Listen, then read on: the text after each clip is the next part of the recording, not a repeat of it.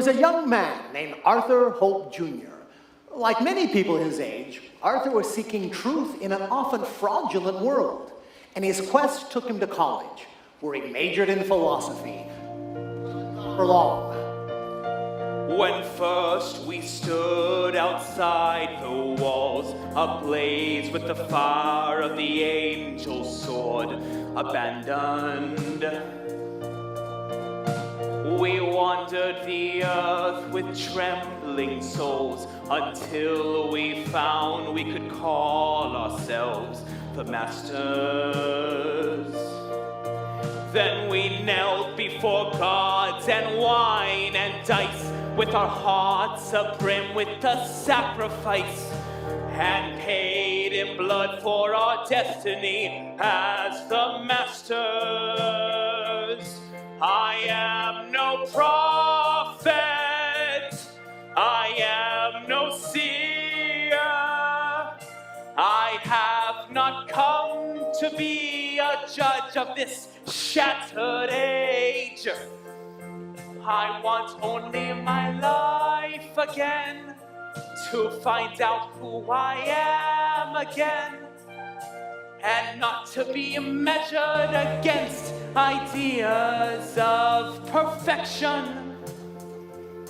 You'll never remake me. Thus ends Arthur Hope Jr.'s college career. He makes his way back home to the little town of Arcadia on the Bountiful Peninsula.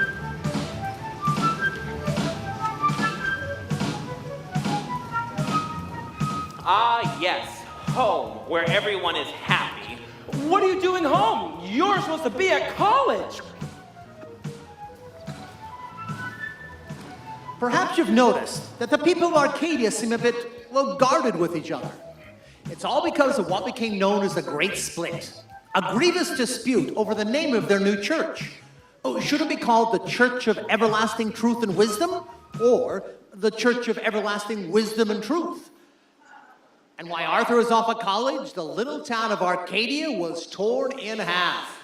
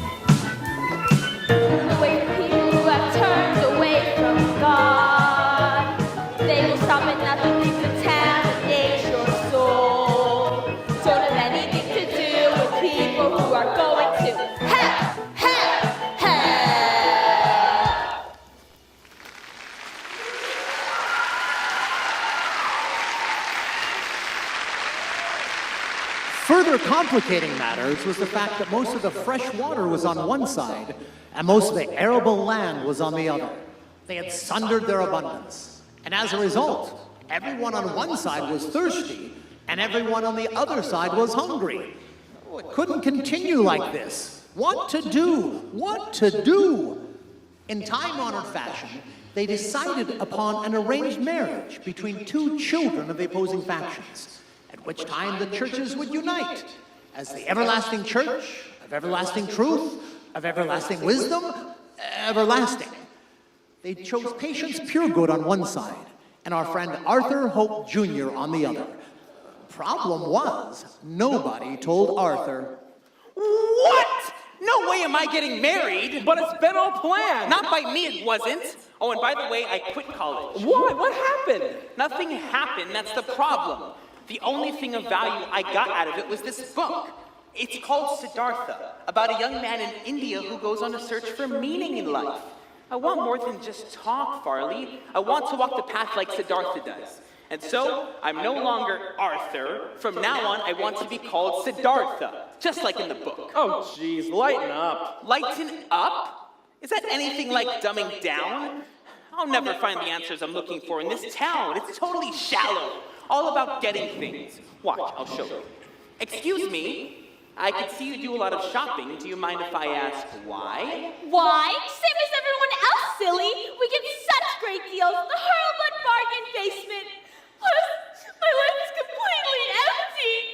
Thank you. You're welcome. You see?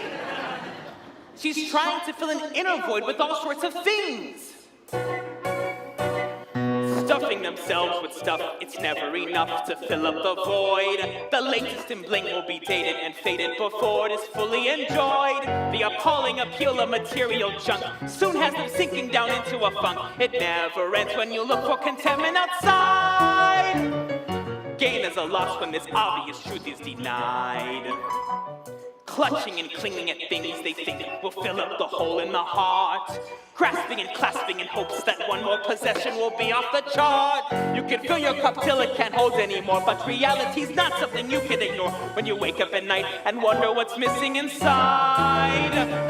The thrill of abundance is nil when your circuits are fried. They covet, they crave, they yearn, they thirst, but they get to a point where they feel like they're cursed, 'cause nothing ever brings them the peace that they need. Better to find yourself by turning away from this wayward world. Announce that you have renounced the worship of mammon with banner unfurled, and abandon the burden of greedy pursuit. Lose the longing for lucre and loot. Discover yourself and join the ranks of the wise. You'll have all you seek in life when you open your eyes.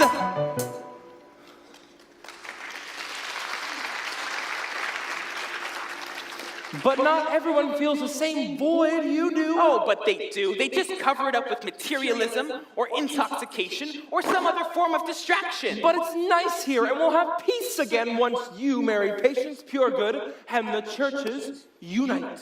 But Farley, can't you see? This town, it's a gilded cage. Well, if the cage is gilded enough, what's the problem? The problem is there's no inner life.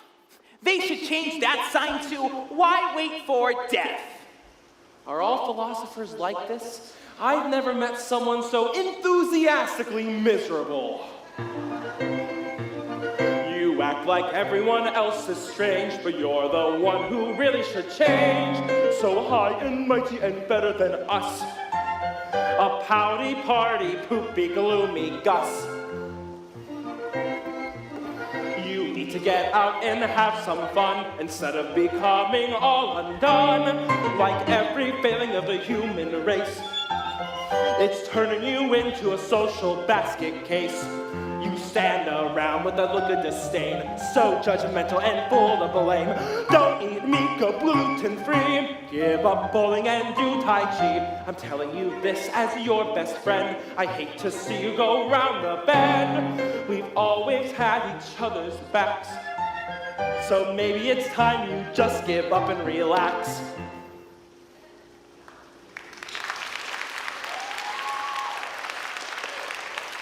But I can't relax, Farley. Time's running out for me. I'm almost 22 years old.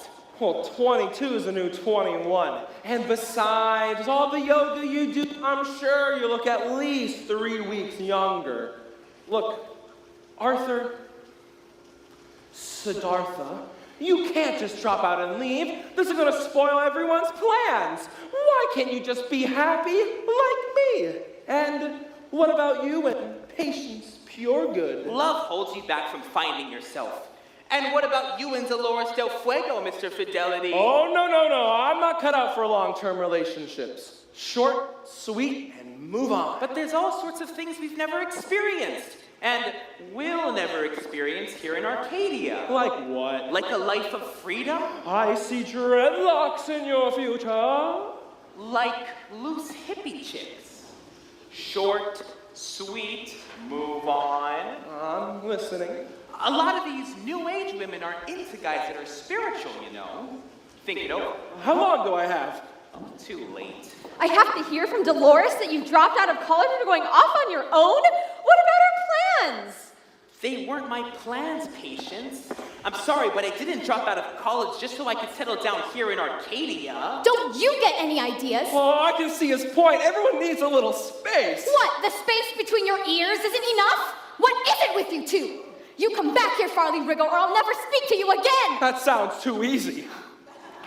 You came this close to saying you loved me that night before you left for college, and now you're taking it all back. I'm not taking anything back, Patience. It's just that I have to find out who I am first. And this business of an arranged marriage, believe me, if we ever do get married, it'll be out of our own free will, not out of obligation. If we get married, come on, Dolores. Oh my! Siddhartha is really burning his bridges now. And not to mix metaphors too much, but he just jumped out of the frying pan and into the fire.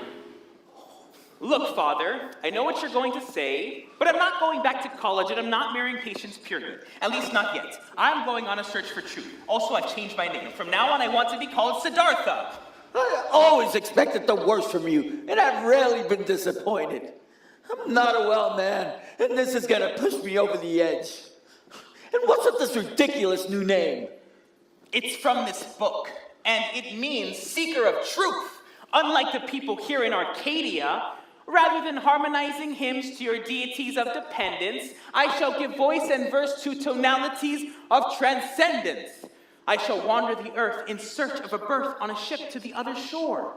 And pardon me, but I didn't cause your silly problems over the name of a church. So why should solving them be my responsibility? Silly? What is blasphemy? It's heresy! It's apostasy! It's heterodoxy!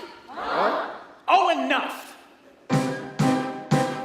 Call it what you will, but I have no need of nonsense. You created the problem, now deal with the consequence. Don't put it on me. While I still have my youth, I will hold myself aloof from the pretension and prattle of this place. I vow to escape from others' anchors and holds, from the tangled knot of confusion and control, and return to paradise perfect and whole, with joy and bliss in profusion. I get the heebie-jeebies from your psycho mumbo-jumbo. All the hocus-pocus makes me lose my focus, and I stumble back to all the things I've ever longed to know. I feel like I've been loitering on the fringes of existence. No challenges to speak of, just the path of least resistance. I want to be more than a twig on the tree of life.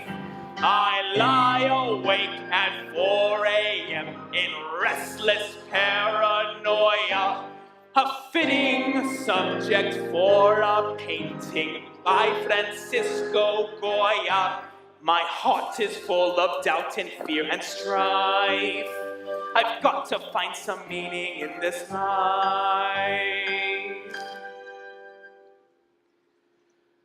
To see with the eyes of a child once again, to dash reckless and out of control, to find wonder in the miracle of everyday things, to know truth to the depths of my soul.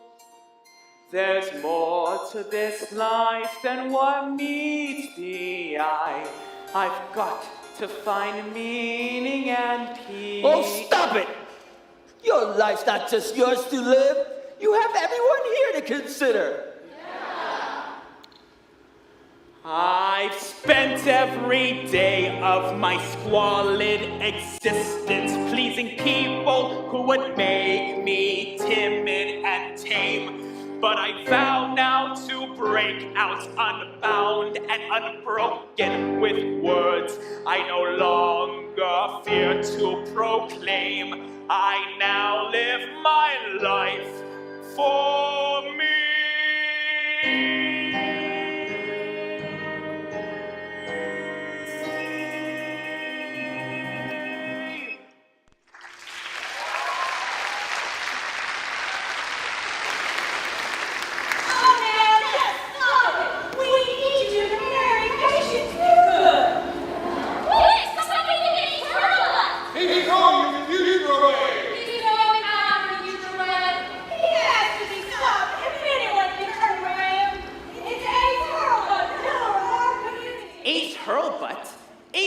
But converted the town library into a bargain outlet. Brace for impact.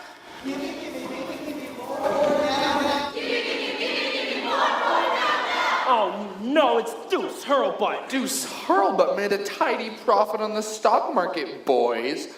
What did you do? We started our search for meaning in life. That's what. Meaning? I made $10,000 in one day. That's a lot of meaning. Oh yeah, well, when your IQ reaches 50, sell. You're the ones that want to drop out of society. Why don't you do something productive with your lives? Here he is, Dad. What's this I hear about you wanting to endanger the peace and prosperity of Arcadia? I blame you, Uncle Hope Sr. I guess the nut doesn't fall far from the tree in this family. You have no right to talk to me that way, Ace Hurlbutt. You got a son with no consideration of other people. All this nonsense about finding meaning, we got everything we need right here in Arcadia. You want meaning? Let me give you a full dose. Here you go, Dad. Thank you, son. You regard it as vain to taint your daily brain with any stains of riches. And you're all so pure, and you're more with your poverty pure. Each time you realize that sometimes you have to monetize so you can neutralize and scratch life's itches. And the meaning of life comes from full of busting portfolios. Yes! I know a place where the curtains are all lace and the table set in solid gold. Where poverty never takes the liberty of coming on your property and knocking on your door. Where disposable income comes to be disposed and overflows the throes of woes, new and old. Where lavish luxury is the norm forevermore. So I live in a cloister when the world is your oyster. You just have to reach out and cry. Hey! Oh yeah!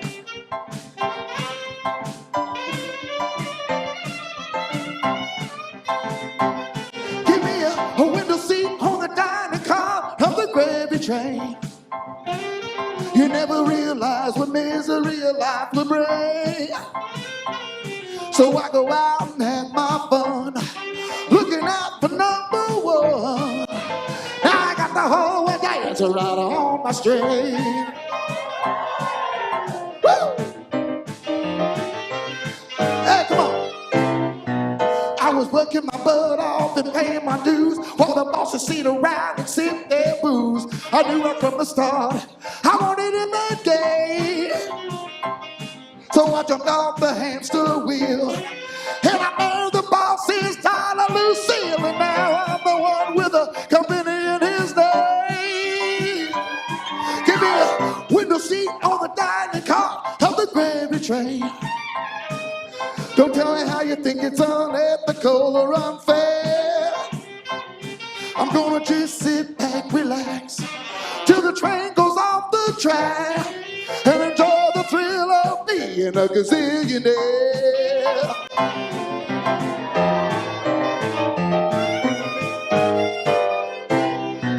When I first started out, I didn't have jack, just the hands in my pocket and a knife in my back. So I turned the tables and I earned my fortune a day.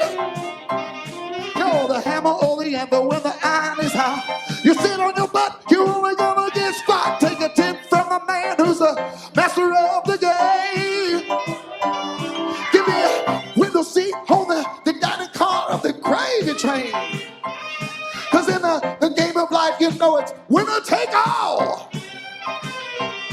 I told my troubles to bamboo, jumping on the fancy caboose. All aboard, beat your cup of cannonball. When you got no destination, any path will do.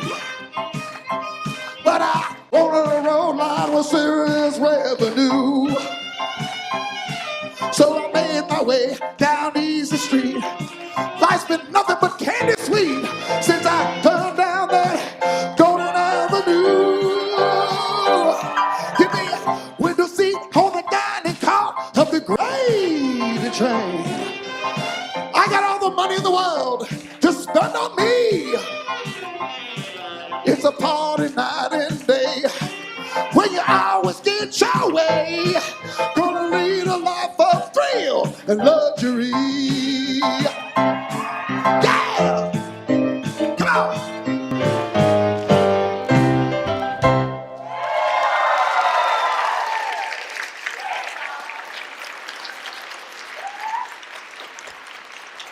So what do you say, Arthur? It's Siddhartha. What do you say, whatever your name is? I say you haven't changed my mind a bit. I'm not interested in a life of materialism. Looks like he's gonna need a little bit more convincing, folks.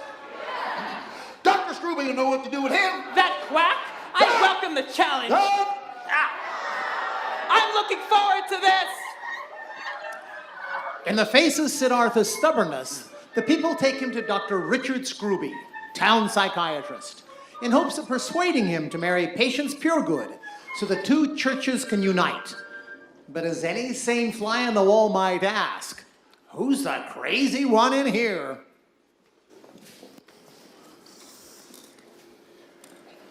So, Mr. Arthur Hope Jr., do you know why you're seeing me today? I'm guessing it's bad karma from murdering someone in a previous life. Karma. That's from one of those Eastern religions, isn't it? Actually, it's to the west of here. And karma is just a basic cause and effect, that's all. Reap what you sow, what goes around comes around. That kind of thing. At any rate, you're making a lot of people upset with your talk of not going back to college, not marrying Patience Puregood, and instead going on some search for meaning. Guilty as charged. All right. What is it about Arcadia that you find so, meaningless? Here, have some lemonade. It's a bit warm in here, don't you think? What do I find so meaningless? The idea that life here is so wonderful for starters. In my mind, everything here exists on a superficial level. And all this fighting over the name of a church, you don't find that ridiculous? We have our differences, and your upcoming marriage to Patience Puregood will go far in rectifying those differences. Sorry, but my life is already taken by me. Well, I'm afraid it's not that simple. Everyone in the world has responsibilities to others, and young people especially owe a debt of gratitude to their parents and the community that helped raise them. I'm sorry the world doesn't devote itself to making you happy, but that's the way the world is. Arcadia is not the world. It's a narrow-minded backwater filled with dogmatic simpletons. Look at the houses in this town, designed to look like every other one. And the people, all dressed the same. Now look at the natural world. Not even two clouds are alike. Do Do you ever feel angry? Yes. When? Now! Did your parents ever tell you they loved you when you were very young? I never really knew my mother. I do remember that she sang to me, though. My father said he liked me very much and that it might develop into something deeper in time. He did take me swimming occasionally. Then again, that was before I knew how to swim. To tell you the truth, I think he's still waiting for the DNA test. Are you happy to be alive? I would be if I had something to live for. And that's the point. That's why I want to leave. We have everything here. It would be crazy to want to leave. Then I guess I'm crazy. What are you thinking right now? I'm thinking, what's the point? Of being here? Exactly. Well, it's my considered diagnosis that you suffer from existential dysphoria and present a threat to yourself and others. Therefore, I have no choice but to have you committed. You're saying I'm insane? I'm very sorry. You'll receive all the help you need right here at the Scrooby Institute for Malcontents, Maniacs, and Lunatics. What did you give me? That's what they all ask at first, but they always come back for more. Dr. Scrooby's Miracle Oil and Brain Cleanser. A few weeks of that at the Scrooby Institute and you'll be a happy boy. I don't want your chemicals. Oh, come on. Everyone needs a little help now and then. You're not the only one who's ever had the existential blues, you know. They're perfectly natural, as are my products. No preservatives added. Oh, we all know that life can be laden with strife, and that some things just can't be explained. Like the wherefores and whys of when good people die, and the sleazebags and slime balls remain. At times like that, you must remember a fact that's held true since the beginning of time, that the heavens are ablaze with mysterious ways, and your problems don't seem worth a dime. And that's because God is not a sentimentalist. He doesn't spare us from the arrows and slings. So if your life is much ado, be smart and listen to Dr. Scrooby. Start enjoying all the joy his formula brings. You may find yourself adrift on a stormy sea, with the sailors on your boat in mutiny. If you ever start to panic when you're sailing transatlantic, just remember that Titanic was meant to be.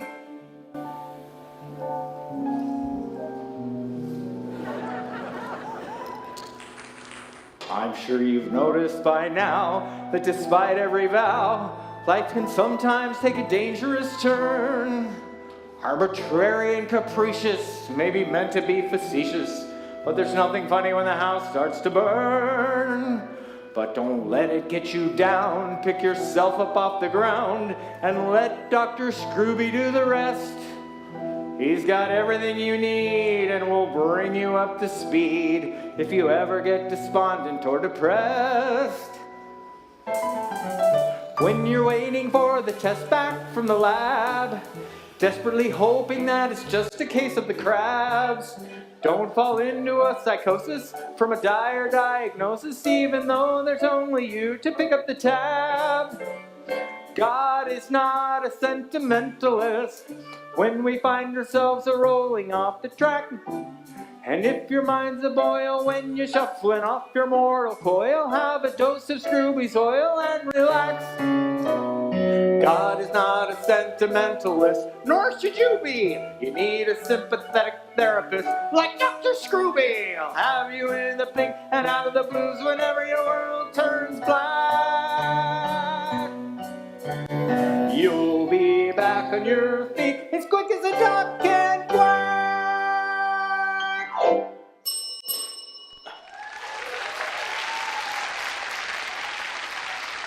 I gotta get out of here!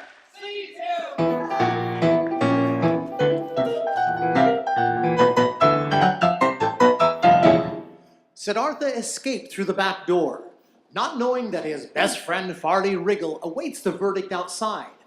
But what about Farley? Oh, so far in his young life, Farley has lived up to his name, wriggling out of any kind of commitment that might keep him from his libertine ways. But all suffering patient's pure good has a lesson for him. Oh, it's him. What happened to Arthur? He's inside with Dr. Scrooby, the shrink. I think he's nuts. I'm surprised they didn't take you too. What for? I'm not crazy. You're crazy to be breaking up with me, you bastard! Did he go willingly? More or less. I think he sees it as an opportunity to show up the townspeople for their ignorance. Do you think he needs help? No, I'm sure he'll succeed on his own. That's not what I meant. Well, anyway, it looks like we'll have to wait. He's in there now. All right. I just don't get it. He's throwing away everything, including me, and for what? Oh, you know him. Once he gets going on something. You're not one to talk. Dolores was the best thing that ever happened to you. That's your opinion. I'm sorry if I don't conform to somebody else's notion of what I'm supposed to do. Now you sound just like Arthur. You really hurt her, you know. What can I say? I'm not a one-woman kind of guy. When I was with her, I wanted to be alone. And when I was alone, I wanted to be with her, or with someone. It wouldn't be fair to bounce her back and forth like that. And besides, I couldn't stand the manipulation. First it'd be this mooning look, then on to the bit lip, straight ahead to the sniffle, to the amazing ability to make one part of her eye just the slightest bit wet, and then, of course, the full-on cryogenics. But I've made myself lacrimose intolerant. Do you think you'll ever settle down? Short answer, not in a million years. Gee, what's the long answer? Not in a billion years. One heartbreak in a lifetime is enough. Wait, you are actually in love with someone?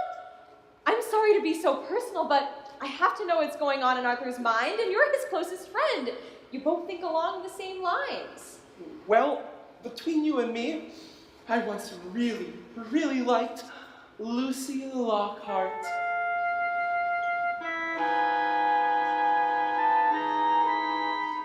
Lucy Lockhart? With that voice? What do you mean? I loved her voice. Well, besides, she was so virginal. Really? I must have known her before she was a virgin. Anyway, she ended up dumping me for Deuce Hurlbutt. Oh, so that's why you can't stand Deuce Hurlbutt. I don't understand why she didn't like me better than Deuce Hurlbutt of all people. I thought I was impressing the heck out of her. I gave her the keys to my heart and she went in and ransacked it. Maybe you shouldn't try to impress women so much. Do you ever try to just listen to them? Oh, believe me, I've heard a lot. Oh, believe me, there's a big difference between hearing and listening.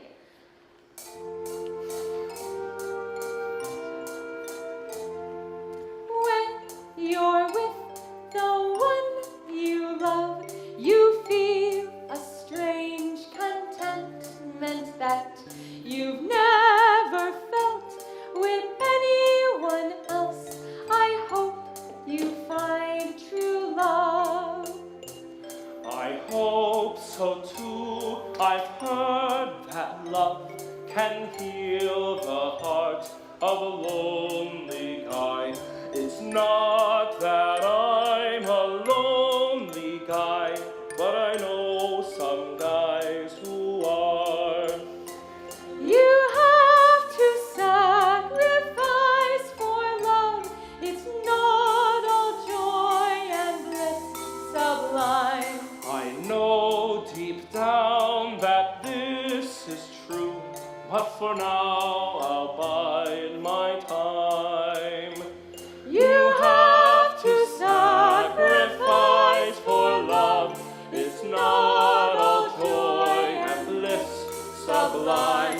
I know deep down that this is true, but for now I'll bide my time.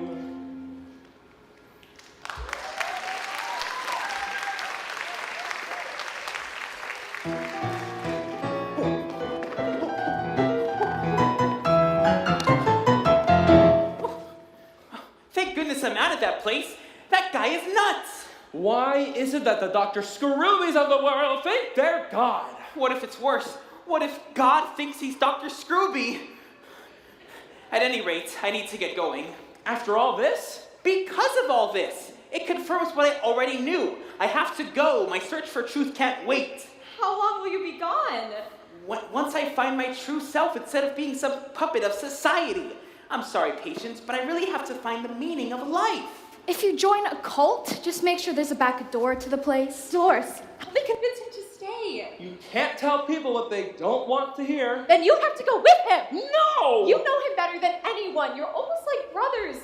But promise me that you'll make him come back. All right, I'll do the best I can, but no promises. We need to get going. They'll be coming for me soon. Goodbye, Patience. I'll come back once my quest is accomplished. And now we need a model to live by on our journey. How about there's no place like home? I've got it! Onward to the portals of mystery!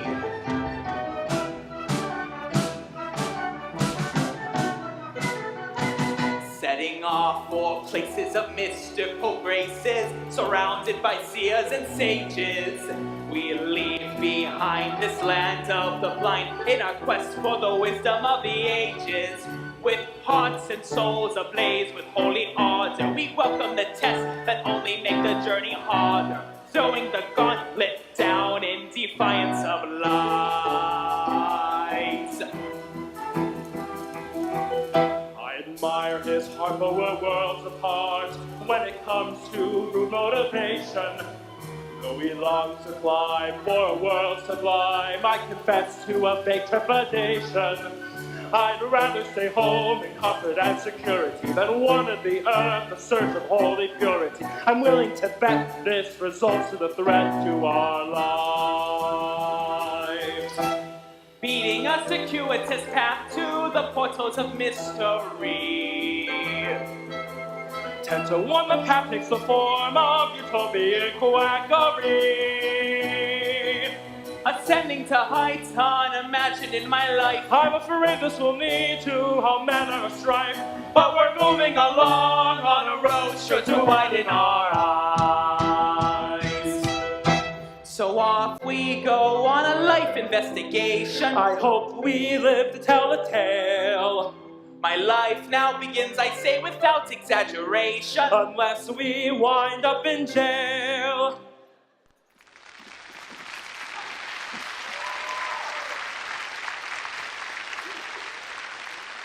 So off he goes on a life all alone. You'll find a mate constant and true. May he stay warm on a cold winter's night. May you start thinking of you. You must know that he's up and gone forever. I must know if he brought his woolen sweater. Why do men do such hurtful things? And why do some girls hold on while sorrow and sadness wait in the wings? I'll wait until all hope is gone. You go ahead, Dolores. I'll stay for a while, in case he changes his mind.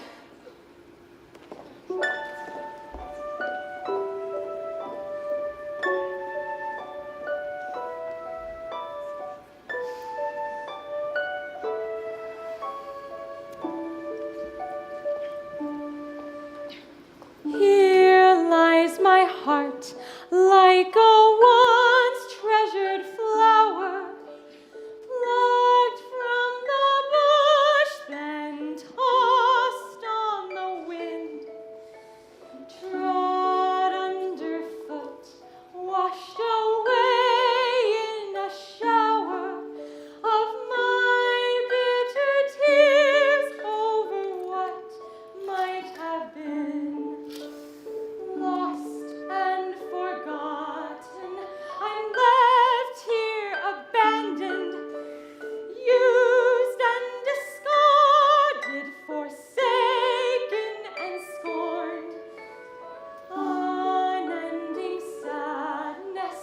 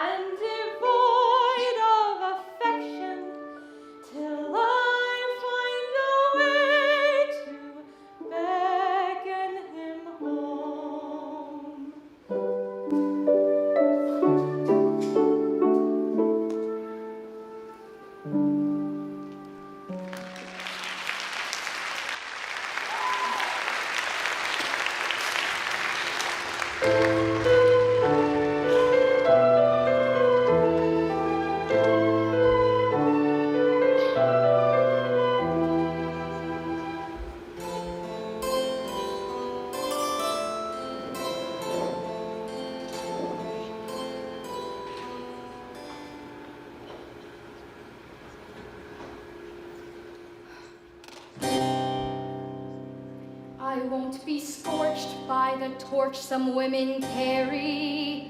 I've learned from bitter experience not to get burned, and that I'm much better off solitary than with waiting for my calls to be returned. I will move on from shameless creeps and liars with the moral compass of an alley cat. I do not seek to be an object of pity as I whistle past the graveyard of my life. But by now I really should be sitting pretty and be best friends with the neighborhood midwife. I'm not vindictive or enraged to waste some of my best days on that cheating louse. Oh, who am I kidding? I could bury my pain, but I'd much rather bury an axe in his brain. He's broken my heart, oh, but not for long. Time to bind up my wounds and move on. I'll find a rich man who is worthy of me, who will worship the ground I stroll on so regally.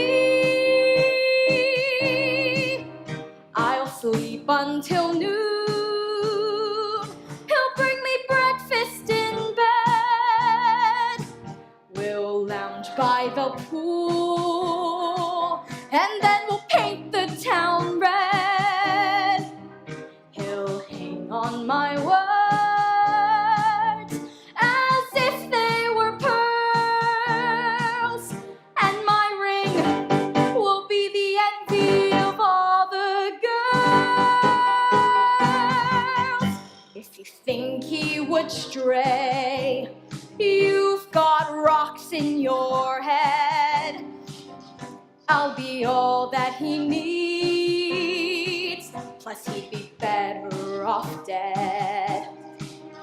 He'll be head over heels every waking day, and at night let's just say that he won't be asleep at the wheel.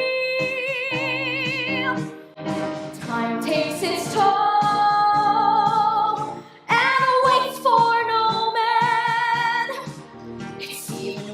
for a girl who works on her tan. So come on, Mr. Right, don't be left in the lead, because you've got a pressing engagement with me.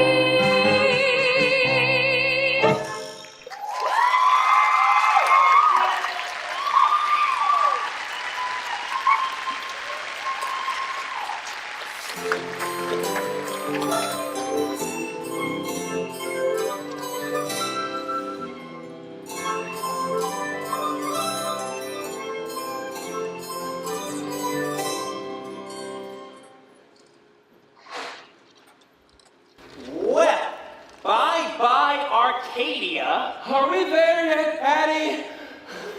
Soon.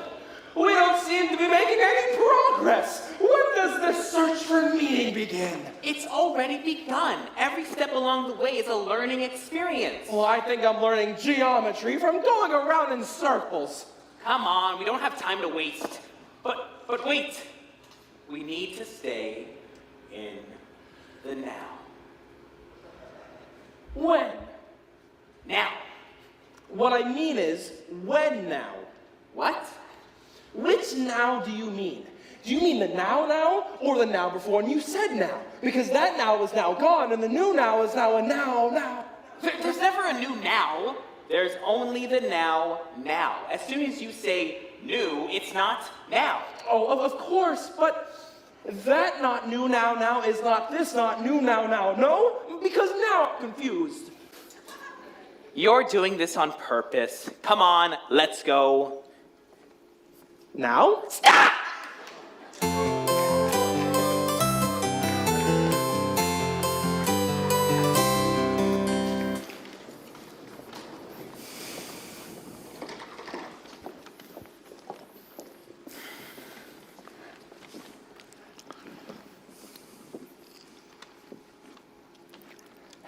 Hello, ladies. Feeling a little abandoned? Oh no, it's Deuce Hurlbutt. Deuce, this isn't a good time. We're having a private moment here. Sure, I understand, but I'm not the monster that Farley makes me out to be. Sometimes I just say things that come out without me thinking about them. Well, I'll leave you two alone. Take care, and these are for you.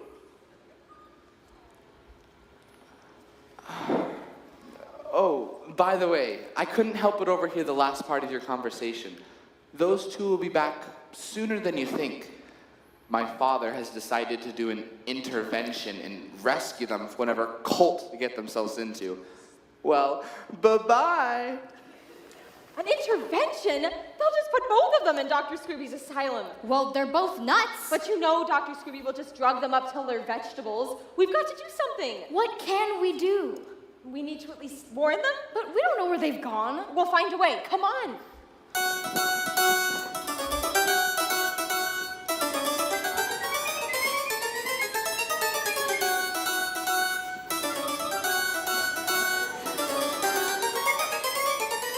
Onward to the portals of mystery, he said. I shall wander the earth in search of a berth on a ship to the other shore, he said. I now live my life for me, he said, as he left behind a broken town and Patience's broken heart. All right, Siddhartha, let's see where this all takes you. Oh, poor, poor Farley. Hey, what's this place? Trikonasana. It looks like a heap of hovel-like habitats inhabited by uninhibited hippies. You do that again and I'm revoking that poetic license. What can I say? I'm a struggling writer. A little rhyme, a little rhythm, alliteration. Danurasana. Hey, it's a commune. Now our search begins in earnest. In this place, you can't be serious. It looks like a bunch of spoon benders. Have you never heard of crazy wisdom, sublime madness? Just because people reject the conventions of society doesn't make them spoon benders. You could say the same about people in Arcadia. I'm sure they're just as sane as you and I. Oh, me of little faith. But hey, maybe they practice free love in here. Yeah, it's the only kind we can afford. And our personal favorite, Dande Manavi Bhakti Pada Pachimotanasana.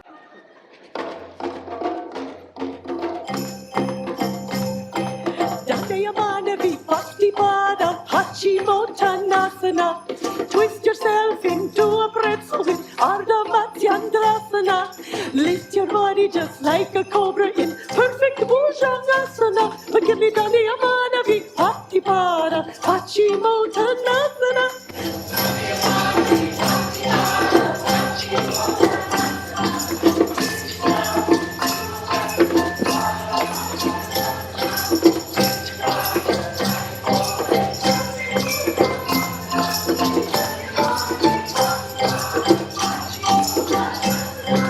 When I was a little yogi growing up in Delhi town, all the yogis in their dhotis putting down this happy sound, gathered by the river Ganges, danced and let their hair fall down.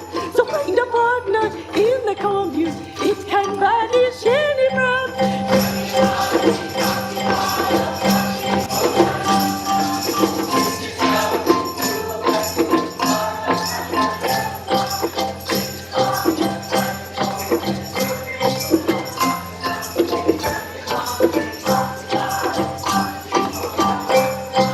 All the people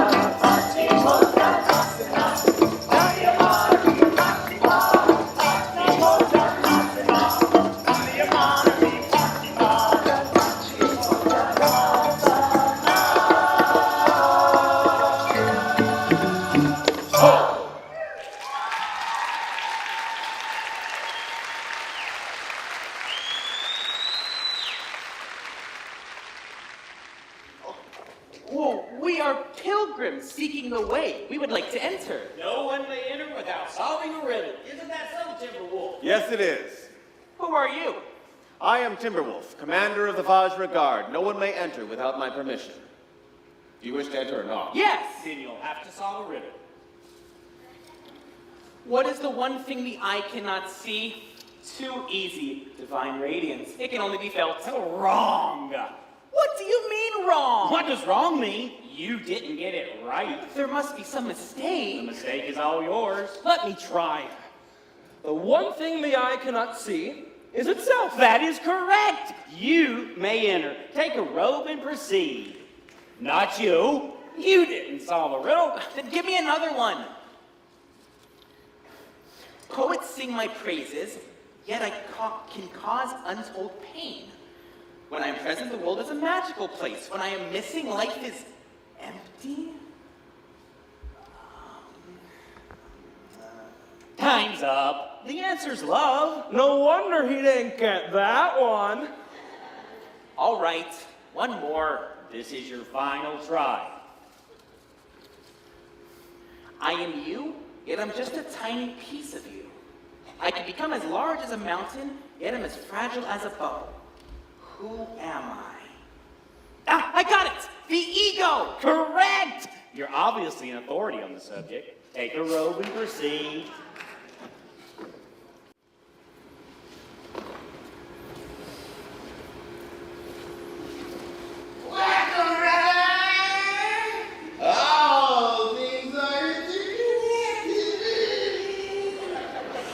Thank you, brother! All things are interconnected! Hey, wait a minute! It's Lucy Lockhart!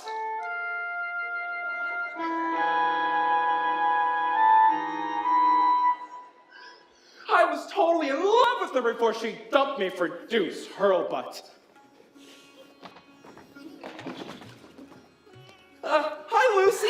Finally! I would never have expected to see you of all people at the commune. Well, I guess we all reach a point where we have to find some spiritual meaning in life. I'm so glad to hear that coming from you. And by the way, my name is now Whisper. Whisper. It suits you. Thank you. Actually, you arrived just in time.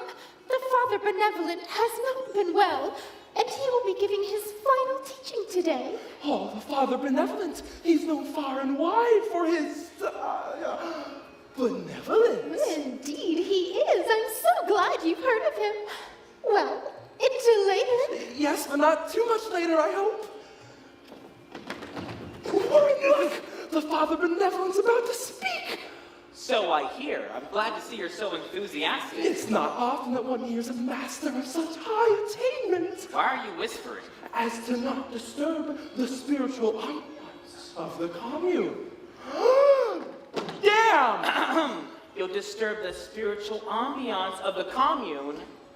I'm telling you, Orion, the Father Benevolent promised that I would be his successor after he passes. Hey, it's the jerk from the entrance. He's with Lucy. I mean, Whisper. Quiet, he could kick us out. Oh, right. The Father Benevolent said nothing about you being his successor, and I'm his attendant.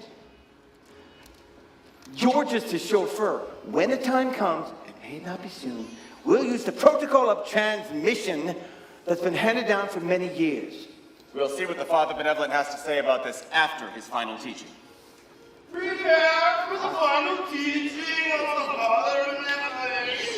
Prepare for the final teaching of the Father Benevolent.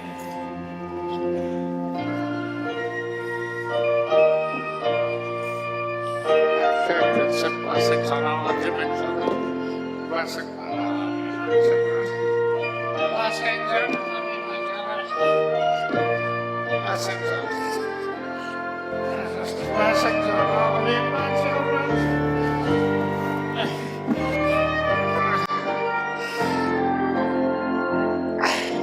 Blessings on all of you.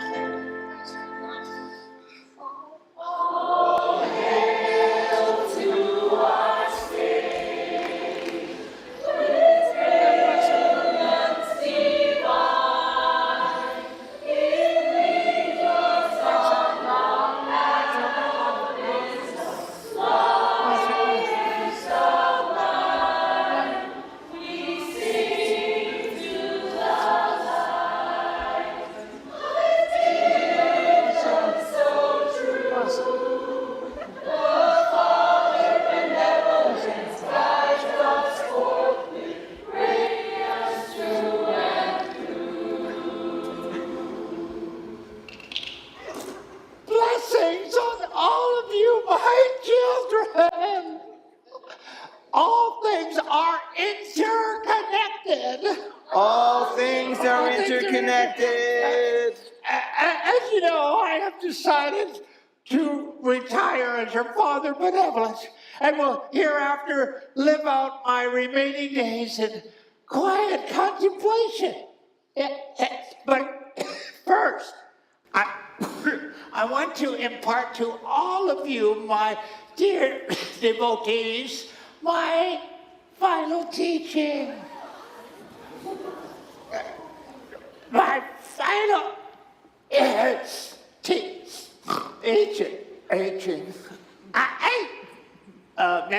My medicine. Steady, Father Benevolent. I have your medicine right here. Oh, shit.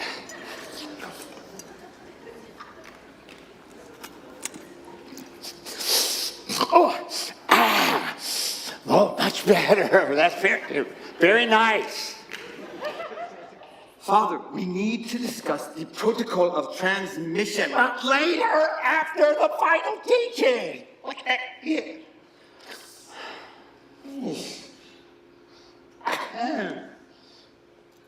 My children, the final teaching is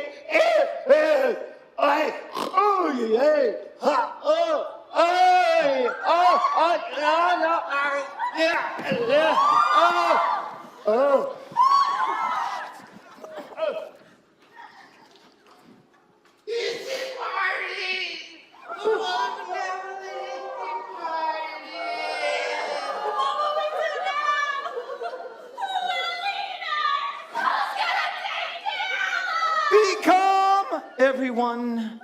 Much as we are bereaved by the departure of the Father Benevolent, we have a protocol of transmission to find his successor. Actually, the Father Benevolent appointed me as his successor in his final days. I'm afraid my brother devotee, Timberwolf, is mistaken. The Father Benevolent made it clear to me, as his attendant for these past 3 years, that the long-standing protocol must be followed. In the event of the passing of the Father Benevolent, his successor will be chosen by observing the signs that the Father Benevolent leaves to the elders. This process will begin after one night of mourning. You see, it's quite clear, fellow devotees. We will choose our new teacher tomorrow, and it will be based on the signs that the Father Benevolent himself has left to the elders. Until then, we will observe a night of mourning.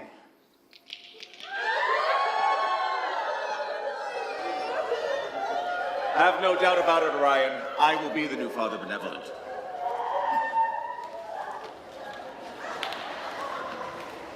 Excuse me, brother. We were just wondering about the process for choosing the successor. It's called the protocol of transmission. Yes. How does that work? The Father Benevolent, in his wisdom, has left signs for the elders that will clearly point to the successor. I see. What kind of signs? Oh, don't get any ideas. The Father Benevolent left a list with the elders of things to look for in the successor. But the process is now in dispute because Timberwolf insists that the Father Benevolent made him the successor. The elders are meeting about it now. I'm quite sure that Timberwolf is doing all he can to subvert the protocol of transmission so that he can be chosen. Why, that's terrible. I wish there was a way to stop him, but he's commander of the Vajra Guard, and he'd throw me in jail. But maybe there's another way. We'll do all we can to help. Yeah, he will. Good night.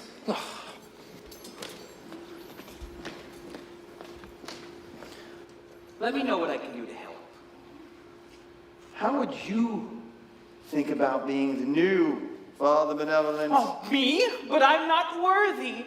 Well, maybe not yet, but I'm sure I could become worthy quickly. I'm sure you could, and I could guide you from the sidelines. At any rate, Timberwolf must be stopped!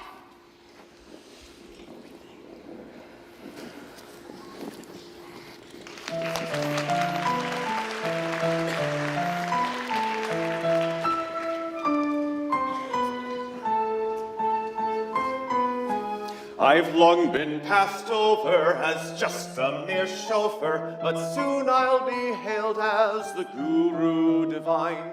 I'll hold forth for hours on mystical powers, though of course I'll be casting my pearls before swine. I'll help you achieve it with a trick up my sleeve you can use to advance your magnificent scheme. It involves making use of an amorous nitwit who would do anything to get closer to me.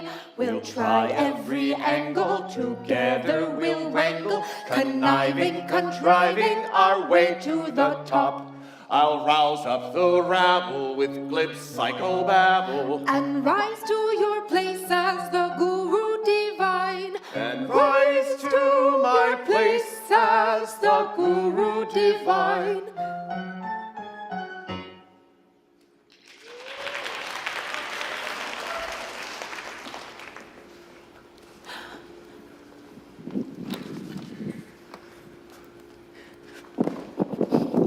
Farley, what a delightful surprise. Whisper, it's so wonderful to see you again. Where's Timberwolf? Oh, him.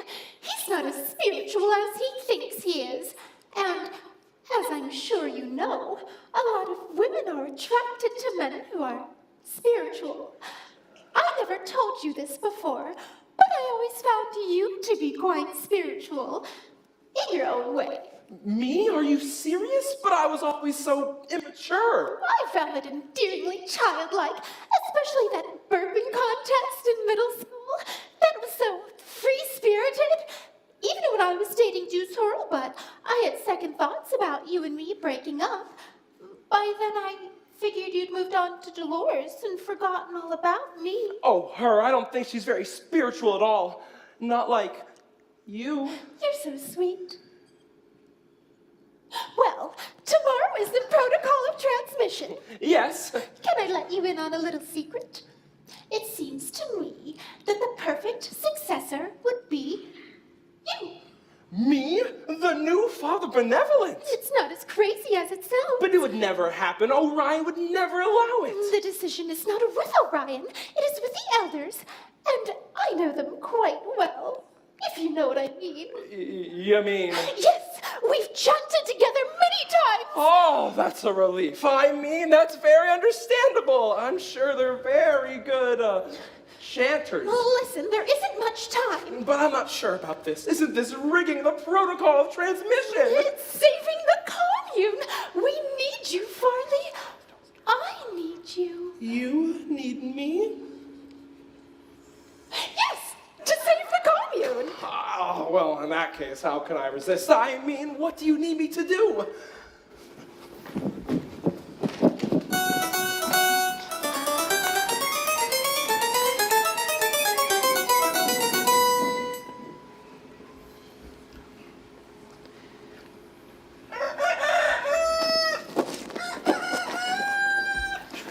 Gather around, fellow devotees. The hour has come to choose a successor to the Father Benevolent. May he rest in peace. Please be seated. Since there was a dispute regarding the process, the elders met to discuss the protocol of transmission. With all due respect to our brother Timberwolf, they have decided to continue with the protocol that has been used for many years. That is to say, the Father Benevolent left the elders a list of signs to look for in the successor. We shall now commence with the signs.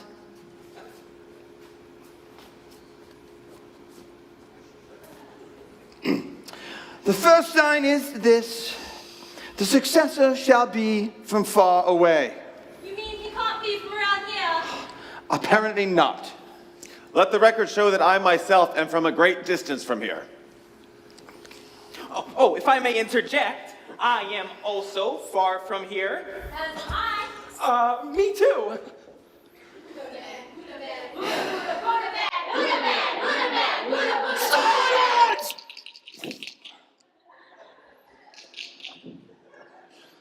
That is not part of the protocol of transmission. Let us continue with the signs. The successor shall have a tattoo of a dragon.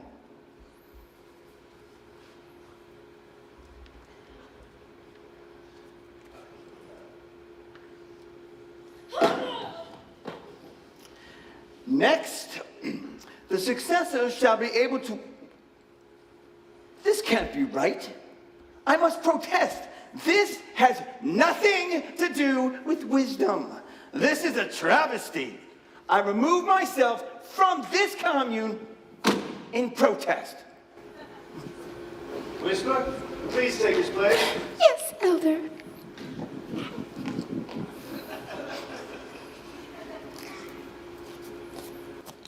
The successor shall be able to whistle with a mouthful of crackers.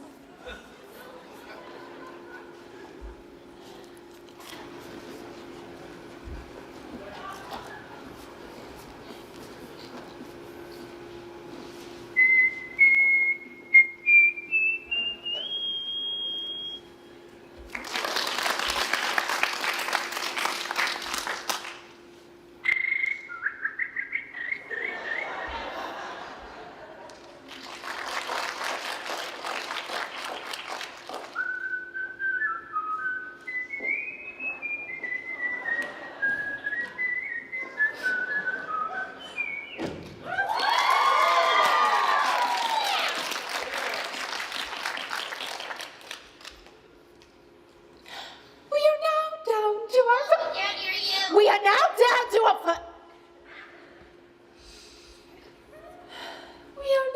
down to a our final candidates. The final sign is this. The true successor must be able to burp longer than any other candidate.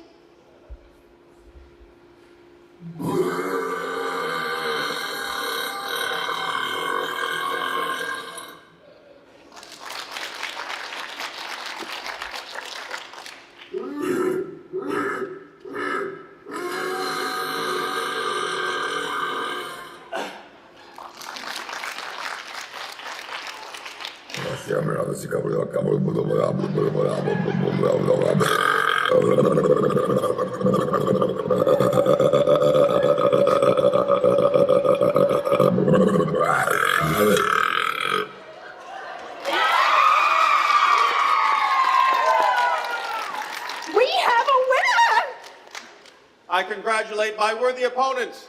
And now, as a token of his wisdom, I ask on all those gathered here, on behalf of all of us, that you give us the final teaching. The final teaching? Yes. It was the Father Benevolent's last duty, and he died before he could impart it to us. Now it is your first duty. Oh, yes, of course. The final teaching. Yes. The final teaching is this. Live each day like it's your last, because one day you'll be right.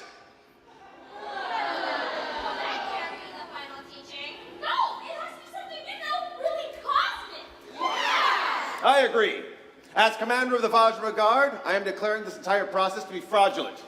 I am also declaring myself to be the new Father Benevolent, and my first act as Father Benevolent is to have these imposters arrested. What? Vajra Guard. What? Take Get your hands off of me!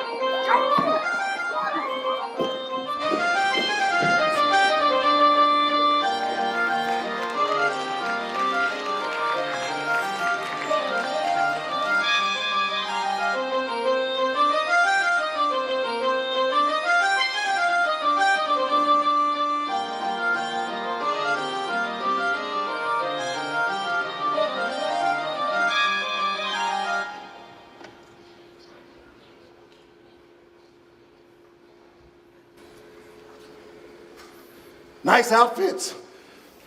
You boys lose a bet? What the hell's wrong with you two anyway? First you run away from Arcadia on some hippy-dippy hip trip, and now you got yourselves locked up in a hippie jail of all things. You're leaving out an important detail, Mr. Hurlbutt.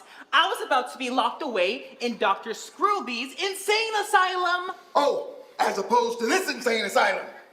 Your sense of irony is rusty. The main thing is, how do we get out of here? We've been in here for hours. If we ever do get out of here, I hope you two have learned an important lesson. That's right. Stay home and stay safe. Does anyone know anything about lockpicking? I can give it a try. Get out of the way.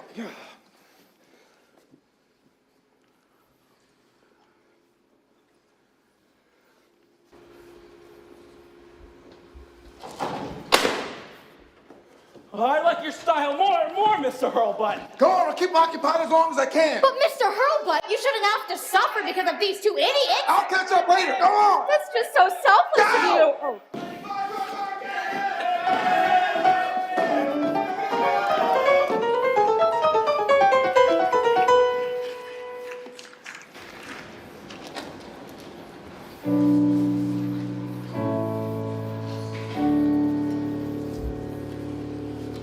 All right, so which way is home? I'm totally disoriented. I'm thinking it's this way. No, that's south. Look up at the sky.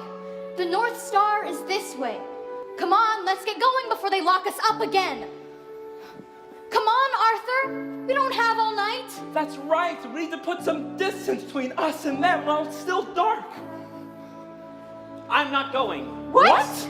You heard me. I'm not going. But you'll be cut. No, I won't. I'm going this way. What's there? I don't know, but I'm going to find out. I haven't finished my search. I don't think I've even started it yet. Siddhartha, it's time to give it up. You gave it a good try, but it's only led to all this craziness. If you go, you're going alone. No way am I going to put up with this. Please, listen to him. I want you back. I want you safe. I'm sorry, Patience. This time I have to go alone. Not even this book will be my company. Nothing any of you say will make me change my mind. I have to find the answers to my questions, or else my life will continue to be empty. Come on, Patience. You can't keep wasting your life with him. Will you ever come back? Like I've told you before, once I find my true self.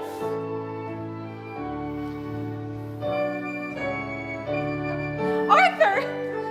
Siddhartha! Please don't go, please! I must go. I must stand alone and cry aloud until the heavens break. No one shall my mission dissuade.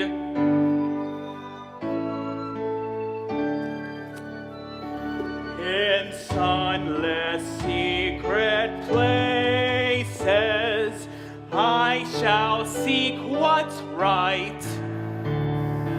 I shall part the mists of mystery, shrouding radiant light, attaining the transcendent, ordained to find my grail. Heedless of all sore affliction, surely I'll prevail.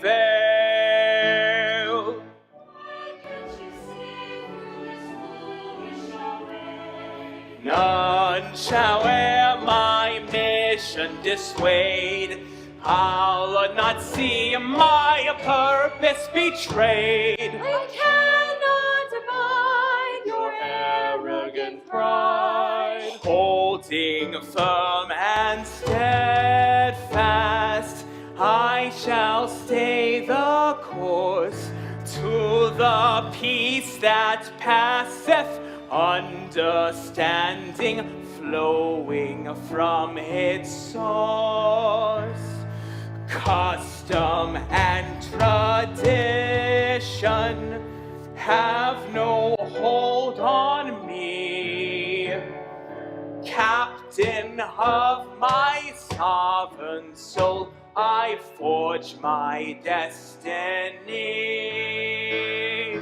Why must you be so impossibly strange? I'll not yield, my heart is unchanged. Others speak from judgment deranged. I cannot abide your arrogant pride. I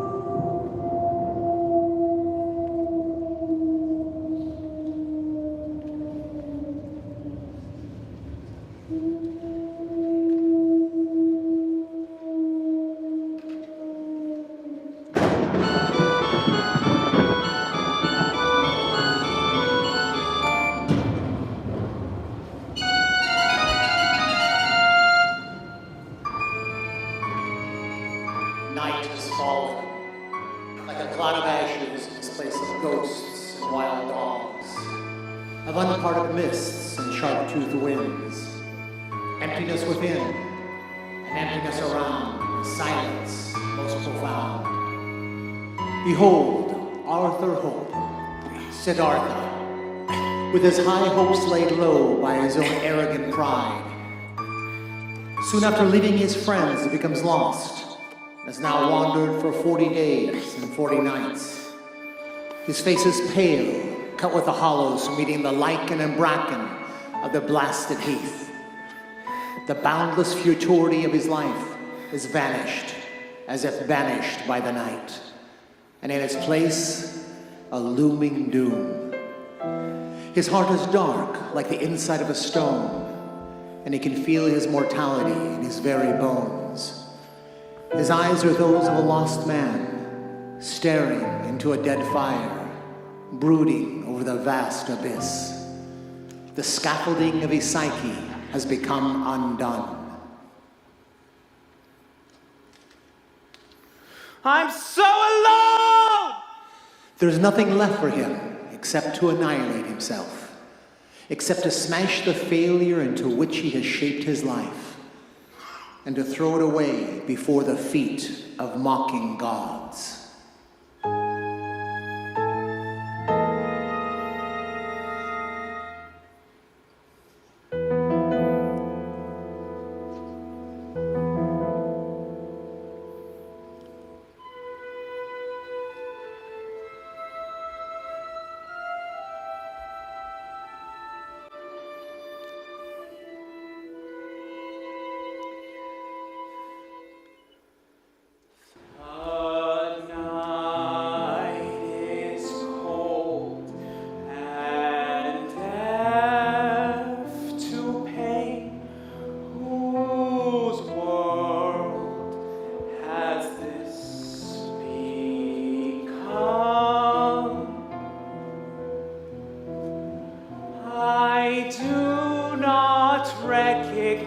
The stars that seem to point in countless directions. No ship could hope to find its way when the world has turned upside down like this. The stars were my only friends, and I would lie for hours seeking forms of constellations, and I did not mind that it was dark, that I alone could touch the heavens. But then I knew the sun would fill the heavens with its light.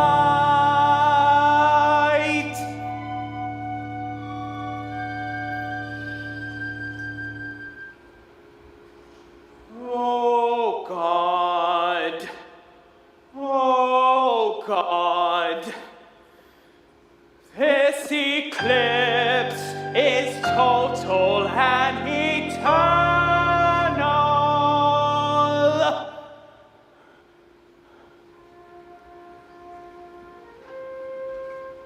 That music, I've heard it before.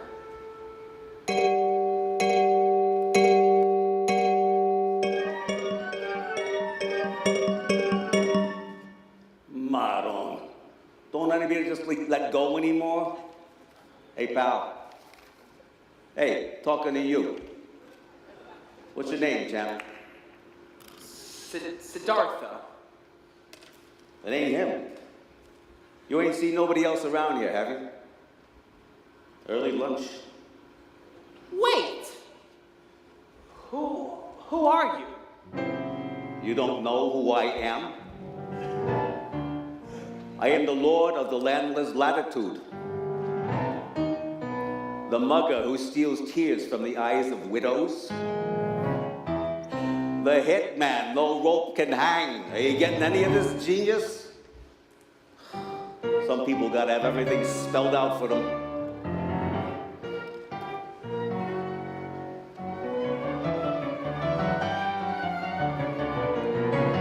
You might not even see me pull into view. I'm told I have a way of blindsiding you. The most potent of potentates burst into screams when the grandiose schemes fall apart at the seams. You may never know the day or hour when I'll arrive. I am the thief of 1,000 hopes. I come by when they're at the end of their ropes. They kick and they scream and they say it's not time, but I got it all down in this record of mine. I'm the cherub who appears to help them balance the book. And I wait in the wings till it's time to give them the hook. With never a person ever excluding, brutally intruding into the brooding. Call me what you will, but I will surely be calling on you. When your number comes up, you will go without further ado.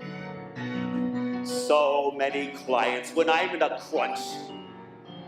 My schedule's so full, I barely got time for lunch. I'd like to cut back, but my quotas are firm. But I don't enjoy seeing anyone squirm. I tried my best to put them at ease on the day they settled the bill. And I charm them to death because I'm always dressed to kill.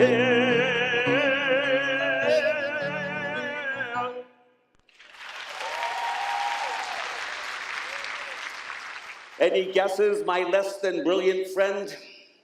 The angel of death? Emphasis on angel, thank you very much. Molte grazie. But I like to be called Angelo della Morta, pleased to meet you, I guess. Siddhartha, I thought you dressed just in black. Yeah, we used to, but most of us changed because it was scaring too many people. This doesn't? Hey, you got a problem with my mode of attire, wise guy? Maybe you prefer something a bit more traditional, like the retro classic my assistant Abby is modeling. Come on out, babe, don't be shy.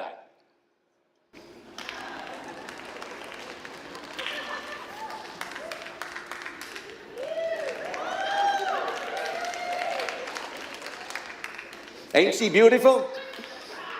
Che bella ragazza, Abby. Have you always been the angel of death? Nah, it's something you earned. I was the angel of quality's men's evening fashions last time. I can't imagine why they got someone else for that.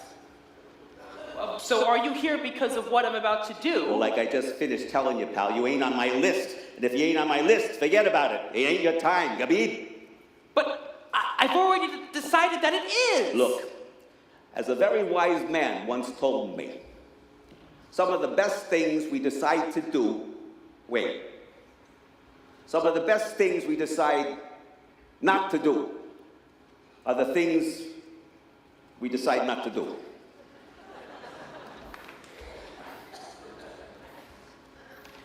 And sometimes decisions are thrust upon us. Not in your case, pal. Hey, I got this thing I gotta take care of. I'm on a deadline, and so is he. Forse vicini, abattagavon. Madron. I have been informed by my assistant that I am to inquire as to the nature of your situation that is just so inclement. In other words, what's your problem?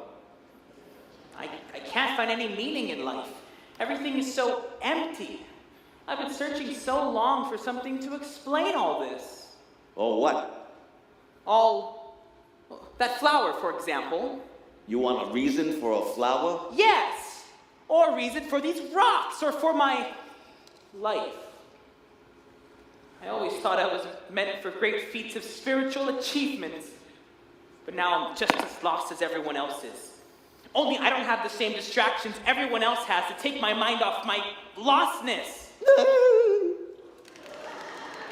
You always been this easily defeated, pal? Easily?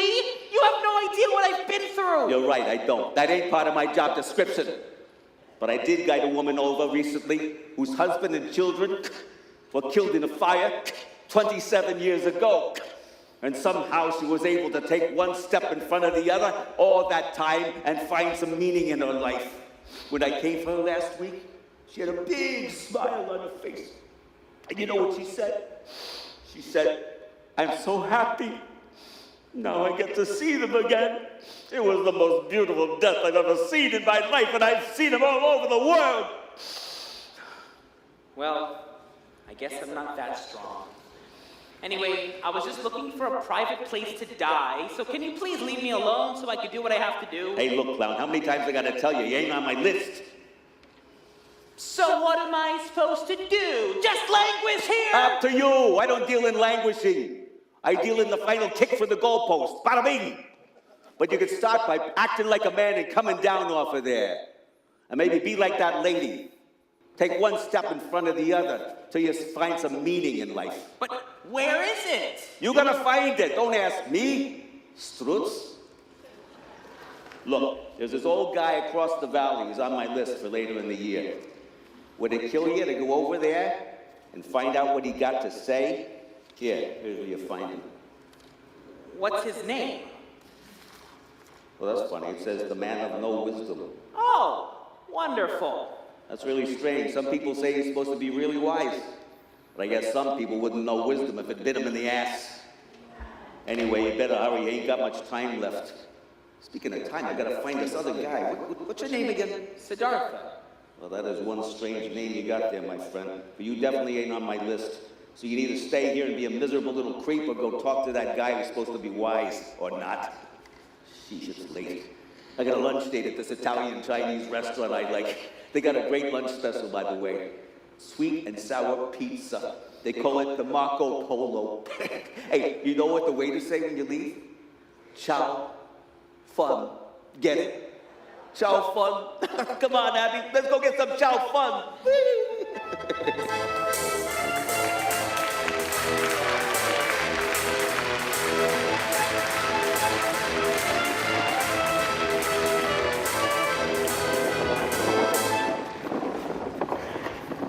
And so Siddhartha made his way through the slanting rays of the declining sun in search of the man of wisdom, or not. Soon he came upon a man in a grove. Though advanced in years, he still sprawls on the grass and leans against walls with the languid grace of a retired acrobat.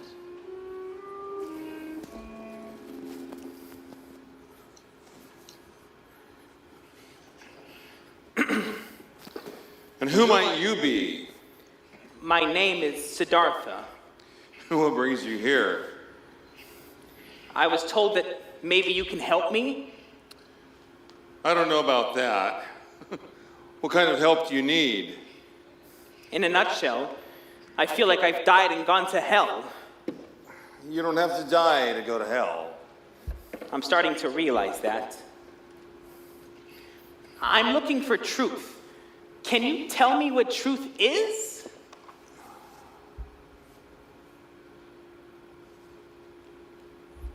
All right.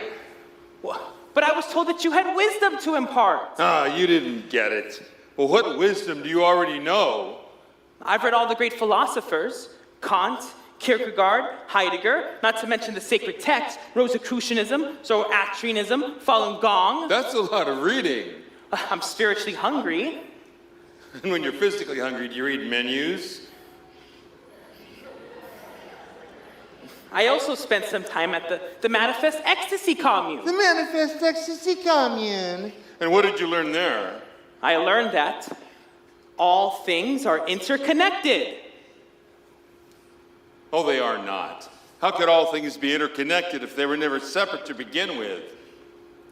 I never thought of it that way. Thinking about it at all is the main problem. You have to live it in your everyday life. What do you believe? I believe in these trees. What about religion? If it's a religion that makes people nice to each other, fine with me. But if it's a religion that makes people hate even one other person, no thanks. Where are you from anyway? Arcadia, on the Bountiful Peninsula. Then you know all about that second type of religion. Why not seek the truth there just for the challenge, if nothing else? I find it so hard to deal with Arcadia and the outside world in general. Look, let me tell you something, but I'm not sure if it counts as wisdom. It's not the outside world that needs fixing. People suffer to the degree they want the outside world to be different. Look, why don't you stay a while and help me with this grove? I'm getting too old for this anyway. If you still think I know some deep meaning in life, maybe we'll both find it. What, by planting trees? Why not? Doesn't look like you've had much luck with anything else. And so Siddhartha spent the next weeks helping the man with his apple trees. But would he find wisdom? 1 month later.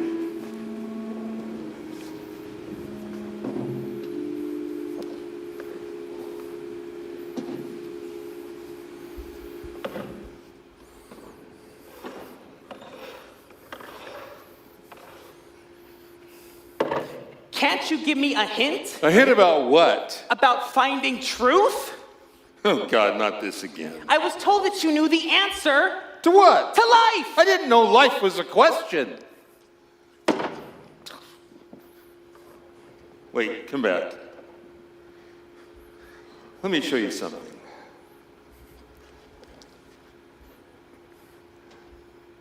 Here, grab this pot, squeeze it away from the root ball. Here you go, and then throw the pot away. Good. Now, grab the root ball and lay it gently, plant it gently in that hole right there that I've prepared. Yeah, just like that. Good. There you go. We planted a tree. What was your question? What?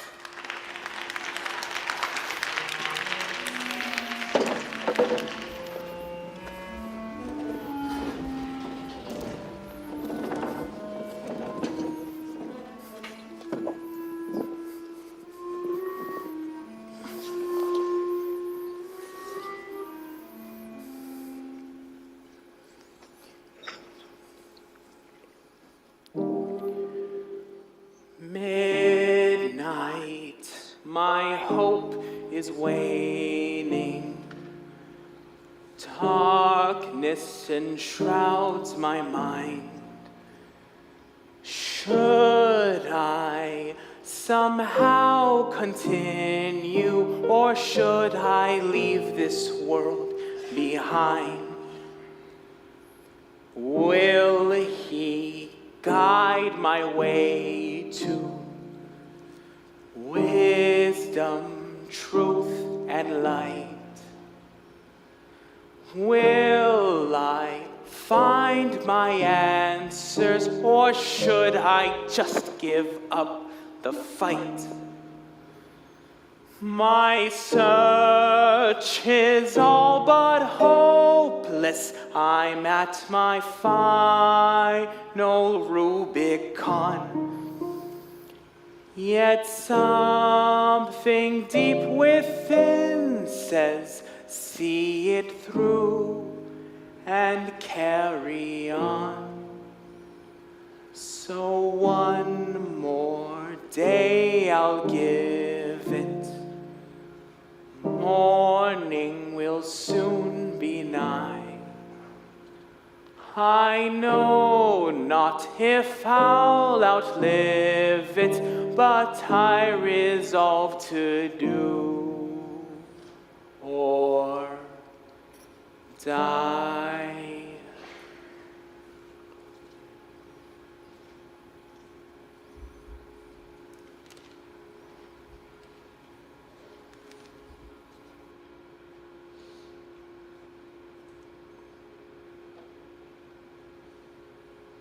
Did you sleep at all last night? What's wrong? I'm at the end of my rope is what's wrong. What am I missing? You're not missing anything. You're adding too much. All right, so what am I adding? Yourself. Yourself in your search for meaning. You're a man in the midst of water, crying out in thirst. And by the way, you haven't been here all that long. Like most people, you want a magic pill that will solve all your problems. You need to work at it. Work at it for how long? For a lifetime. There's no end point. Just a viewpoint that you have to cultivate, like these trees. It takes work. Maybe I'm searching for a higher truth? Higher than what you've already found? Yes, much higher. Are you holding something back? Are you not answering me because you think I won't understand, or because You don't know the answer yourself. What makes you think I'm not answering? The sun will never shine again as it does today. The leaves of the trees will never look exactly like this again for all eternity. It's miraculous. How much more truth do you need? I mean a deep, underlying truth. Oh, that kind. Well, your stomach just growled because you haven't had breakfast. Is that deep enough? Would you stop with these word games? You're just making light of my spiritual search. All I want to know is what you know about life. The truth is right under your nose. I'm not hiding anything, and nor was Arcadia. If you're like most people, you put yourself into a category, in your case, the spiritual person, but then you try to live up to the category instead of being true to yourself. It's like trimming your feet to fit your shoes. That's easy for you to say. You've probably always been wise. Always wise? You can't be serious.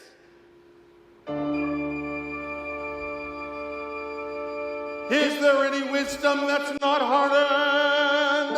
Not learned in the annealing fires and drowning tears of experience, not forged in the fierce flames of trials and disgrace. If there is, I want no part of anything so shallow and base. But isn't there an easier way? What about ecstasy? What about bliss? Those things are pitfalls if that's all you're looking for. You learn the real lessons of life by living it, by getting your hands dirty, not by sitting around with a dopey smile on your face. By having an inconsiderate neighbor with an incontinent dog, by leaky sinks and faucets and toilets that clog. People who have nothing to say but insist on saying it anyway. And maybe when you do start to deal with people in the outside world, you realize they're carrying a burden just like you. Maybe you can start to feel compassion for them instead of looking down on them like you do the people of Arcadia. Maybe you can actually learn something from them. Picture this. Another young man seeking truth in life, but he's on a different schedule than you. Maybe he didn't have your advantages. Be kind. He's struggling. Let's meet him.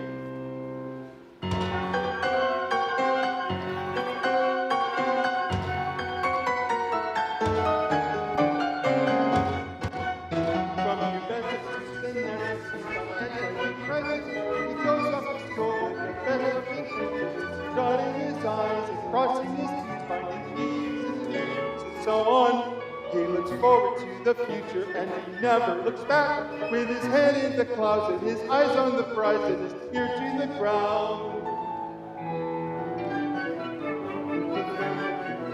That everyone's just too afraid to give up. Still he keeps a smile stuck on his face, sip upper lip, chin up strong grip, with his head in the clouds and his eyes on the prize and his ear to the ground. He marries a girl with a marketing degree, an eye candy trophy from a fine pedigree. She supports his every avaricious pursuit, just as long as he keeps bringing in the loot.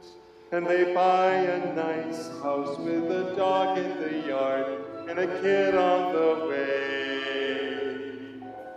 But even as his horizons expand, his life starts to change in a way he can't stand, like he's out on a limb with a saw in his hand, and he yearns for a time when his life was more simple and his major concern was maybe a pimple. Sound familiar? It sounds exactly like people I know in Arcadia. Then where's your compassion? This could be you. In a few short years, he's slogging through the day.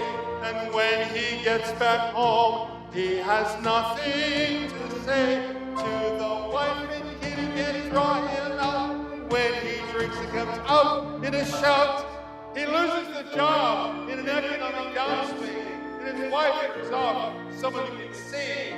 His kids start to hate him for being in the pot. He feels in his guts. He's going nuts. His life doesn't need anything anymore, so he throws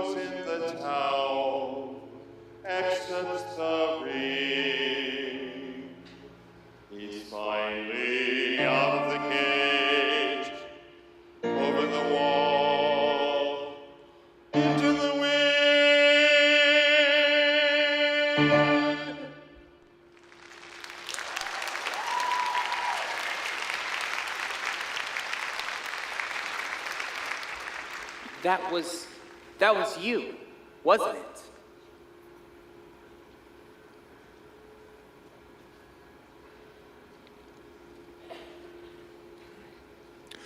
Over the coming weeks, the words of the man of no wisdom began to take hold in Siddhartha's mind. He started to think of the outside world in a gentler way. But Siddhartha still has an important lesson to learn.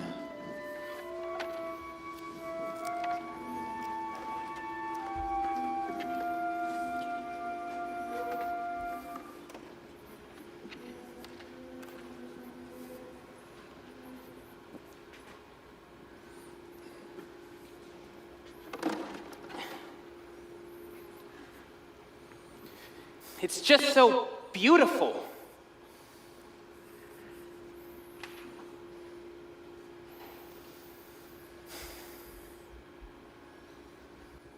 What is?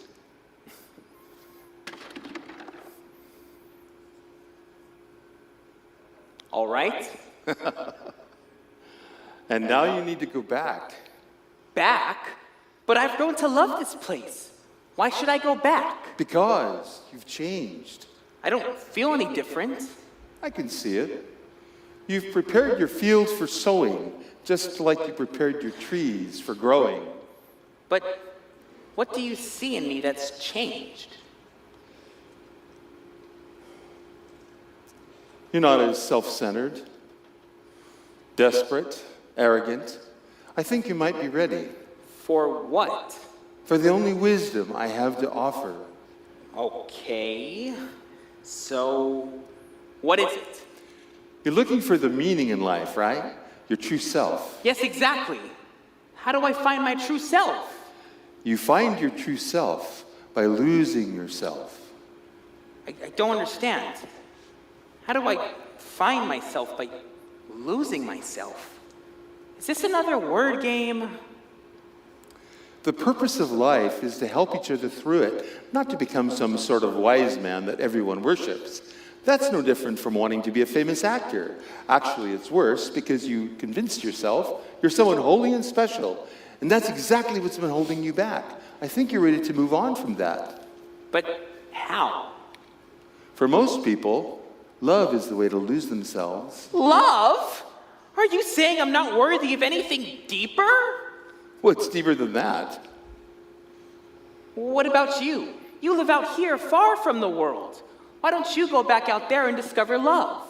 Believe me, I did, and I made a mess of it. I'm one of those few who needs to live away from the world, at least for a while.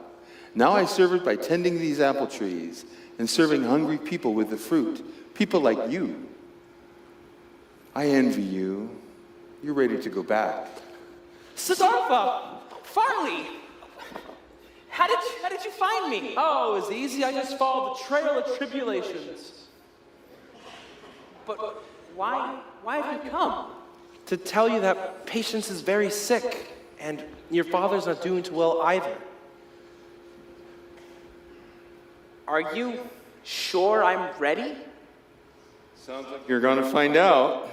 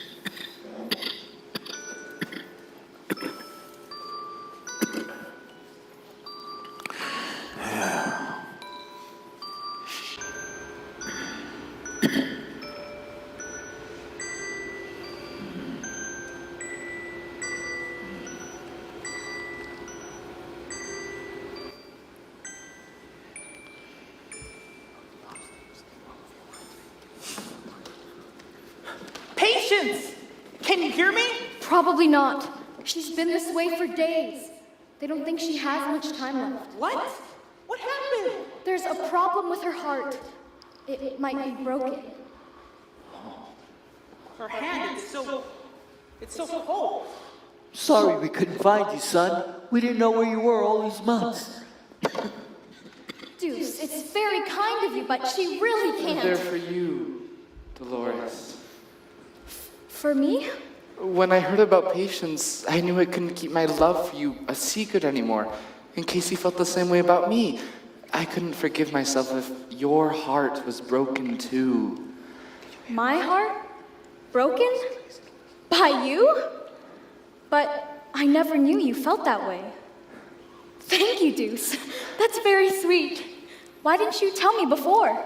Because of me, but I missed my chance. Uh-huh. Let me see the list. Yep, this is the place. You, Arthur Hope, that's right. I know exactly who you are here. What are you doing here?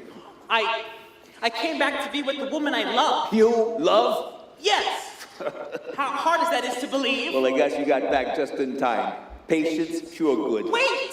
Isn't there any way this can be avoided? No. The rules are quite clear. You managed to lie your way out of it last time. I wasn't trying to trick you. Siddhartha is the name I chose for myself. It means seeker of truth. Excuse me, how do you know whose time it is? I get a list every day. My assistant Abby here brings it to me. That music, I've heard it before. And I have too. Very long ago. You said rules. What rules? Well, the person on the list has to go with me. So just that person or other people associated with that person? If others are on the list, then they gotta go, of course. And if they're not? They ain't on the list, then they don't go. Is there a time limit? These questions, yeah. As this Stutz will tell you, he tricked me with a phony name when it was his time in the blasted heat. By the time I realized it was the next day, then it was too late. I got into a lot of trouble for that, you know.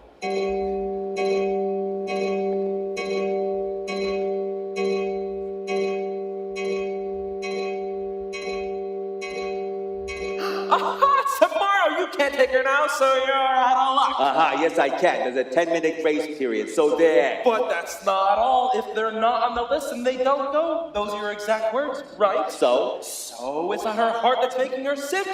She's pregnant.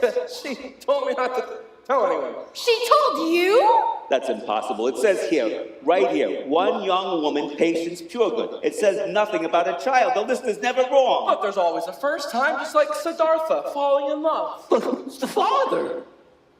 What, me? But how? Oh, right. Now I'm really in trouble. That's twice in 1 year. Do you people have any idea what the punishment for this could be? I could be busted down to Angel of Disco. Maybe I can help. How? You said you were supposed to take Arthur Hope last time, right? How about you take him this time instead of Patience? No, Pops. It don't work that way. Well, actually, now that I think about it, since he was on my list last time, maybe I can get an extension and take him this time instead of her. Not him, me! Only if you have the same name. We do, junior and senior. Just take off the senior part and you got Arthur Hope from your backlist and you won't be busted down to Angel of Disco. You know, that just might work. But don't say anything about the senior part, right? I know I don't have too much time left. And I recognize where I heard that melody before. Oh, Abigail, I missed you so much. Wait, you know each other? Abigail? My mother. Oh, this is definitely one for my memoirs. I'm sorry I was so hard on you growing up, Siddhartha. I think I blamed you for Abigail leaving us before her time. I'm sorry I was so much trouble, Father. And please, call me Arthur again. It's a name I'm proud to have since it's also yours. All right, let's get going. The grace period is almost over. Goodbye, Mom and Dad. I'll love you forever and ever. We'll see you again, son. And I want you to know I'm very proud of you.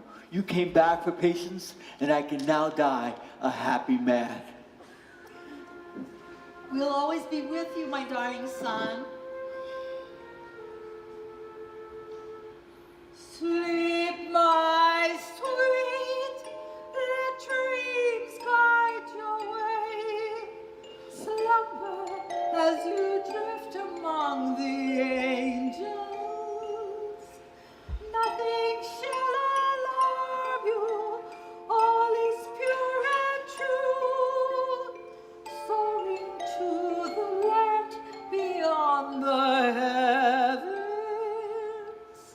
right, ciao fun, everybody.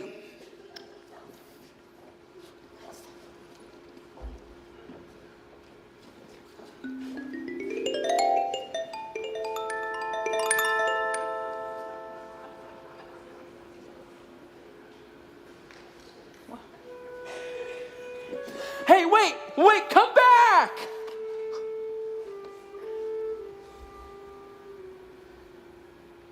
Here lies the love I left sad and abandoned, blind to the pain I cut to her heart. If I could bring back my soul's true companion, I'd live my life for you.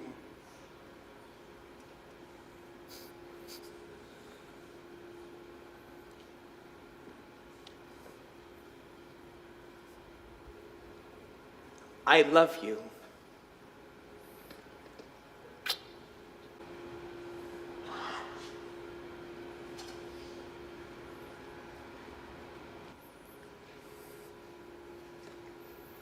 Why is everyone here? Patience! Arthur, is that you? Yes.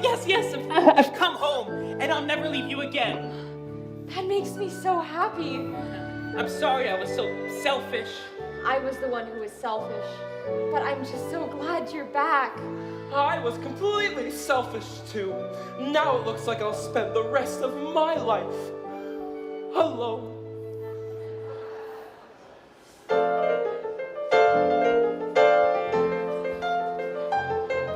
Mr. Hurlbutt? What happened? Did you lose a bet? No, but I gained a little bit of wisdom, I guess you could say. Whisper! Call me Lucy again, Folly. I've come back home. But what about that guy? I mean, that guy, Jerk Timberwolf. You were right the first time. He was a jerk. And so was I. It took me a while, but I finally realized that he was only using me. And I was using you. Please forgive me. Anyway, I led a movement to kick him out of the commune. That's when Mr. Hurlbutt helped out. Oh, I didn't do much. Oh, yes, you did. You literally kicked him out. After you became the new Father Benevolent, everything changed for the better. You became the new Father Benevolent? Just for a short while. Then I realized I didn't know much at all about anything. That guy Ryan came back, he took over, and I followed your example. I started on a search. And lo and behold, I was walking down the road. I found this book on the ground. I think it was a sign. I'm learning so much. For so long, I thought a man could just buy happiness. Then I realized that a man could have everything, but sooner or later he realizes that everything is not everything.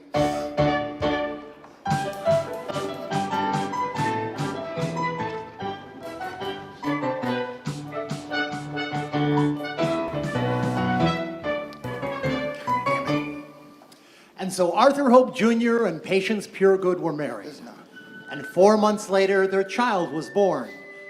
Arthur persuaded the townspeople to change the name of the church to the Church of Boundless Loving Kindness. And thus the Great Split was turned into the Great Resolution. Peace was restored to Arcadia. Folly, you gotta take out the garbage. Just finishing up, Lucy. To tell you the truth, I sometimes miss the days when she was still Whisper. Oh well, when you like someone, you like them despite their faults. But when you love someone, you love them with their faults.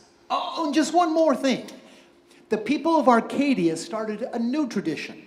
Every year, on the day that Arthur and Patience were wed, they gather in the town square to remember the Great Split and the Great Resolution. Never again would they go back to the old ways.